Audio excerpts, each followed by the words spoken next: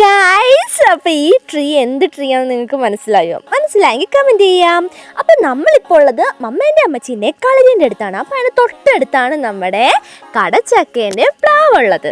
അപ്പോൾ നമ്മൾ ഇന്ന് കടച്ചക്ക പ്ലാവിനെ പരിചയപ്പെടാൻ വേണ്ടി പോവാണ്. അപ്പോൾ അടിമുടി നിറച്ചും കടച്ചക്ക ഉണ്ടായി നിൽപ്പുണ്ട്. പക്ഷെ വേറൊരു കാര്യം എന്ന് പറഞ്ഞിട്ടുണ്ടെങ്കിൽ മുഴുവനും പച്ചയാണ്. അപ്പോൾ പഴുത്ത കാര്യം നിലത്തൊക്കെ വീണിട്ടുണ്ട്, ഇത് കണ്ടില്ലേ. പക്ഷെ ഇത് പിഞ്ചായിട്ട് പഴുത്തതാണ്, ശരിക്കും മൂക്കാതെയാണ് ഇത് പഴുത്തിരിക്കുന്നത്. അപ്പോൾ ഈ കാണുന്നതാണ് അതിൻ്റെ ലീഫ്. അപ്പോൾ നമ്മുടെ കടച്ചക്ക നിങ്ങൾ കണ്ടില്ലേ, ഇത് മൂത്തിട്ടില്ല കേട്ടോ, കണ്ടില്ലേ, നല്ല ഇഷ്ടം പോലെ ഉണ്ടായിട്ടുണ്ട്. പഴുത്ത കടച്ചക്ക നമുക്ക് കറി വെക്കാൻ പറ്റില്ല, നമുക്ക് മൂത്ത കടച്ചക്ക മാത്രമാണ് എല്ലാത്തിനും യൂസ് ചെയ്യാൻ പറ്റുള്ളൂ. വേറെ ഒരു സ്പെഷ്യൽ ഡിഷ് ഉണ്ട്. എന്താ ചോദിച്ചിട്ടുണ്ടെങ്കിൽ നമ്മുടെ കടച്ചക്ക നല്ല മൂത്തത് നമുക്ക് തേങ്ങാപ്പാലിൽ പുഴുങ്ങും. അതും അടിപൊളി ഒരു ഡിഷാണ് ഗായ്സ്. ഒരു ദിവസം ഞാൻ അതിൻ്റെ വീഡിയോ ഇടാം കേട്ടോ.